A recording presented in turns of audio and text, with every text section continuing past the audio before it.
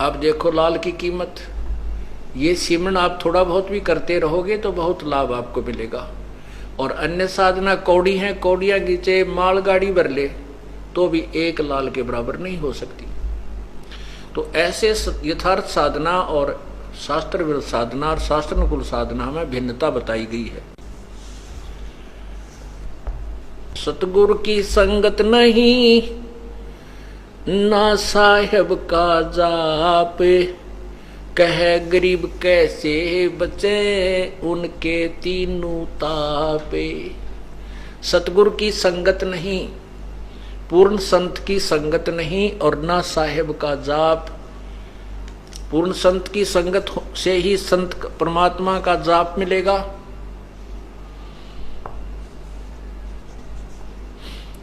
और कह गरीब कैसे मिटे जिनके तीनों ताप, जिनकी विधिवत साधना है नहीं, परम संत मिला नहीं, तो उनके ऊपर आने वाले कष्ट वो तीन ताप के अंतर्गत जो आपको दुख होते हैं, हानि होती है, कोई बच्चा बीमार होता है, स्वयं बीमार होते हो,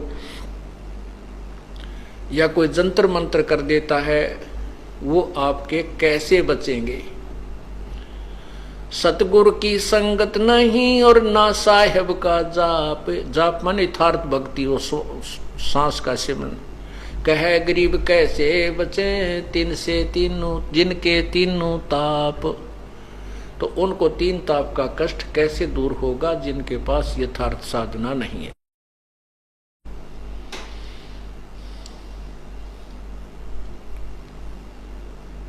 साकट नगरी ना बसो हाना लग सी हंसे, प्रगट कै समझाऊं चंदन के डिगबन से।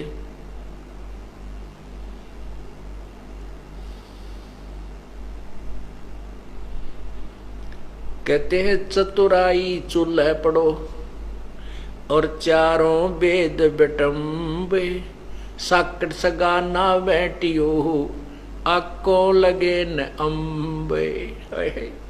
क्या बताते हैं कि हमने जो घिसा पटा ज्ञान समझ रखा था, सुन रखा था, और उसमें चतुर बने बैठे थे, अन्य शिष्य भी बना रखे थे बहुत ज्यादा। परमात्मा कहते हैं कि जो पुण्यात्मा होगा, जो बुद्धिमान व्यक्ति संत होगा और भक्त होगा, वो उस चतुरता को नहीं ध्यान में रखता जो स्वयं चतुर बन करके दुनिया को गुमराह कर रहा था। और सच्चा मार्ग जब मिल जाता है तो क्या कहते हैं, चतुराई चूल्हे पढ़ो ये चारों वेद बेटम्बे। चारों वेदों में भी पूर्ण ज्ञान नहीं है, इनकम्प्लीट नॉलेज है।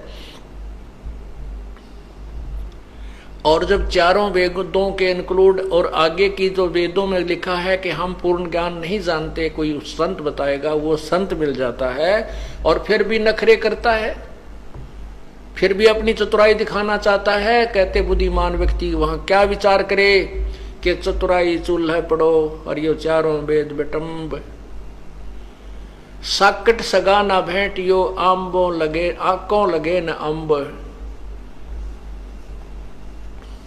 पुण्यात्माओं, परमात्मा की एक एक वाणी पर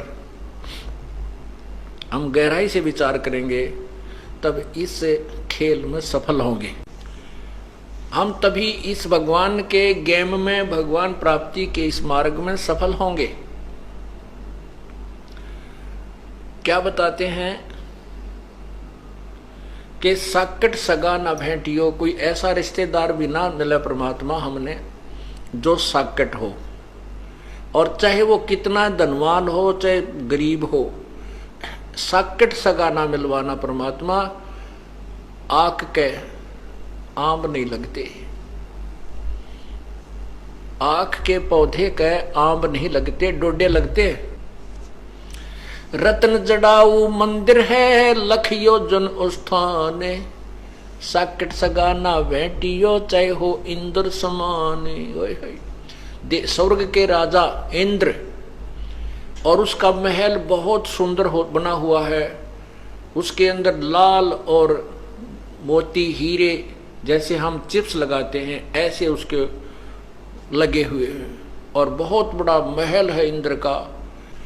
कहते हैं हमारा रिश्तेदार जो भगवान से विमुख है परमात्मा में जिसकी रुचि नहीं है उसका चाहे लाख योजन में का तो उसके पास मकान हो, स्थान हो लाख योजन, 1 योजन 4 कोस का, और 1 कोस 3 किलोमीटर की, 1 योजन 12 किलोमीटर का, 12 लाख किलोमीटर में कहे उसका महल बनाओ, इतना उसके पास स्थान हो।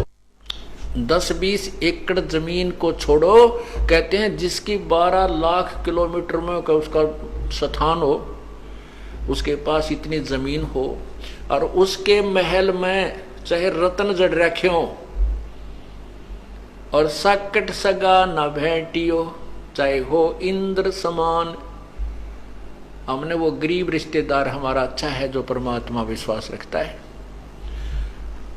क्योंकि हम यदि किसी पैसे वाले या किसी अच्छी पोस्ट वाले रिश्तेदार से हमारा संपर्क हो जाता है तो फिर ये कुदरती बात है, उसके प्रभाव से वो रिश्तेदार प्रभावित रहता है। उधर से फिर जो जाने वाले, हमारी लड़की, मान लिया हमने लड़की ब्याह दी ऐसे साकेट का, तो बच्चे का जीवन बर्बाद कर दिया, उस दन्ने के फूकेंगे, जब लड़की पार ना हुई तो अब फिर अगले जन्म में ना जाने किस पशुचूनी में जाएगी बेचारी। 2 रोटी दाता ने देनी है, 2 रोटी बालक ने खानी है, 1 चारपाई पर सोना है, बस। बाकी तो कितना स्थान हो यूजलेस है। इन बातों को हमने ध्यान में रखना है, तभी हम इस मार्ग में सफल होंगे।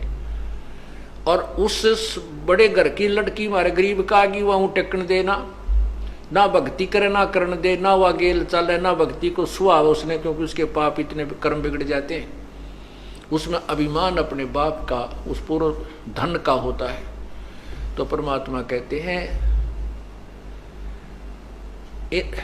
रत्न जड़ाऊ मंदिर है, मंदिर कहते हैं महल को, मकान को, और लख योजन स्थान, साकट सगा ना भेंटियो, चाहे हो इंद्र समान।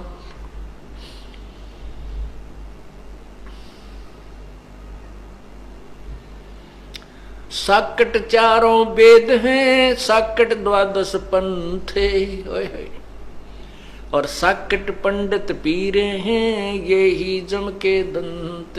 साकट 4 वेद हैं, क्योंकि जिनमें कंप्लीट नॉलेज नहीं है वो भ्रमित कर रहे हैं, तो वो हमारे जीवन से के लिए सफल नहीं है। और ये 4 वेदों में भी केवल ब्रह्म तक की जानकारी है, बाकी ज्ञान प्रभु का जरूर दिया है, लेकिन उसके पाने की विधि नहीं है। इसलिए चाहे हम वेदों अनुसार कितनी साधना कर लें और ब्रह्मलोक में पहुंच जाएं, तो भी वहां अपने पुण्य को समाप्त करके 84 लाख योनियों में आएंगे। और 5वां वेद जो है जिसमें पूर्ण ज्ञान है वो सबसम वेद है, वो परमेश्वर कबीर जी की वाणी है, और साथ में उन संतों की अमर वाणी जो परमात्मा से परिचित हुए थे, और उन्हीं की कृपा से उन्होंने अपने जो है ना वो गवाह तैयार किए थे कबीर परमेश्वर ने, कि आने वाले समय में ये संत, इनकी वाणी, इनके वचन मेरा गवाही देंगे कि ये संत कबीर परमात्मा पूर्ण ब्रह्म है जो काशी में जुलाहा बनकर आए थे।